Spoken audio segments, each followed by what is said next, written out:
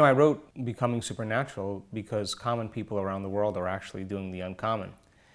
And in the last 4 years, we've gathered a team of scientists and researchers and measured many different functions, objective findings and functions in our advanced workshops. We've measured brainwave activity before and after an event.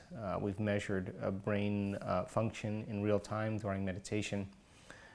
We've measured heart rate variability, epigenetic changes, neurotransmitter changes, changes in weight during meditation, and also the energy of the room and the energy around people's bodies, as well as the energy centers. And we've become very surprised in the last few years because we've made scientific history in some of the measurements that we've made, and we've stumbled across some really supernatural findings to really prove to people that they can do the uncommon. And so the chapters in Becoming Supernatural are really divided into 4 sections. I give the philosophy, the science, the explanation of the process, and then we give an example of someone who's actually done it. I show some scientific measurements in a simple way, and then of course we teach them how to do it themselves.